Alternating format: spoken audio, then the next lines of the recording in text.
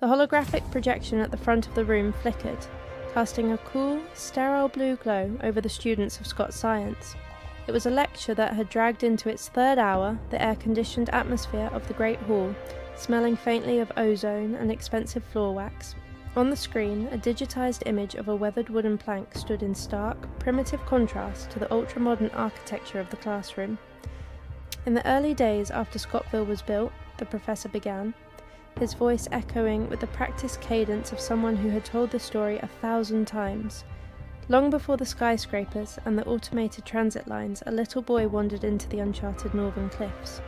There, tucked away from the survey teams, he found a cave, and at the entrance of that cave lay a sign, painted in blood-red pigment on a rotting wooden plank. It read, "One game, one life." Startled by the words, the boy ran home to his parents and then, Yeah, we get it, sir," a voice drawled from the back, cutting through the mystery like a blunt blade. Matthew Kingsley was leaning back in a chair made of pressurized carbon fibre, his long legs stretched out in a display of calculated boredom. The blue light from his desk's interface caught the sharp angles of his jaw, casting long mocking shadows across his face. The boy's parents didn't believe him. The cave vanished in a landslide, and the sign is now a metaphor for the island's competitive spirit. "We've heard it. Can we just read the rest on our personal drives?" A few students chuckled. Matthew's father was the only man on the island who dared to challenge Ben Scott's vision, and it seemed Matthew had inherited that same defiant streak. Louisa Scott felt the familiar prickle of irritation at the back of her neck. She sat in the front row, her spine straight, her posture a perfect reflection of the discipline her father expected. She turned her head just enough to catch Matthew's eye. "Why do you have to be so... she started, the words catching in her throat. "Interesting?" Matthew supplied a slow, sly grin spreading across his face. He didn't just look at her, he studied her, his gaze lingering with a knowing intensity that made her feel like a specimen under a microscope. It was an infuriating Kingsley trait, that ability to read the gears turning in her head before she even spoke. "That is not even close to the word I was looking for," Louisa snapped, turning back to the front with a sharp huff. The professor sighed, realizing he had lost the room's momentum.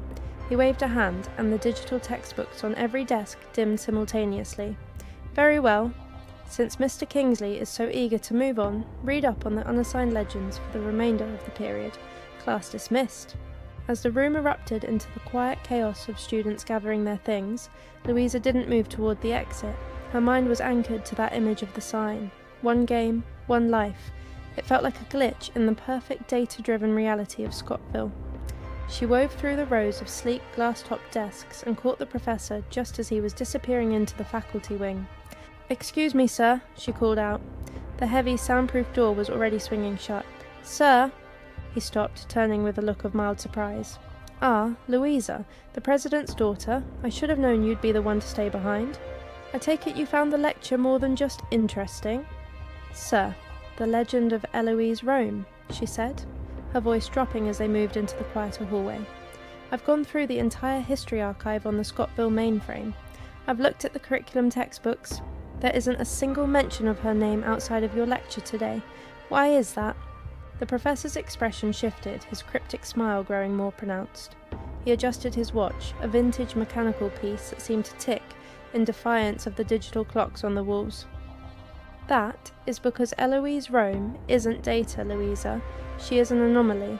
In a city built on hard drives and biometric surveillance, her story is a ghost in the machine. It's passed down as bedtime stories.